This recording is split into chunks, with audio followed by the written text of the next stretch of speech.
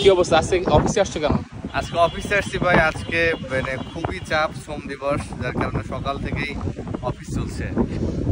তা আজকে তো শ্রমিক দিবস, তোমার তো ছুটিতে থাকার কথা ছিল। আজকে অফিসে আসার পথে আসলে যখন আসি মাঝপথে ভাবলাম যে যানজট হবে, দেখি যে এত ফাঁকা কেন। পরে দেখলাম যে খুবই ফাঁকা, রাস্তায় তো খুব ফাঁকা দেখলাম। অফিসে যখন এলাম, অফিসে দেখি যে আমি ছাড়া সকালবেলা কেউ নাই। তখন একটু ভেতরে একটা চাপা কষ্ট যে আসলেই শ্রমিকও হতে পারলাম না। কিন্তু সমকালের অন্যান্য রিপোর্টার যারা, তারা তো অফিস করছে, কিন্তু আসলে শুরুর কষ্টটা তো আমাকে দিয়ে হয়েছে, পরে সবারই এই কষ্ট ছড়িয়ে গেছে ধাপে ধাপে।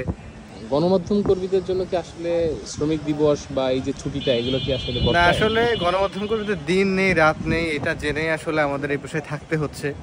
এখানে আসলে ডিউটি টাইম কিংবা সকাল বিকাল নেই, সেভাবে ঝড় বৃষ্টি নেই।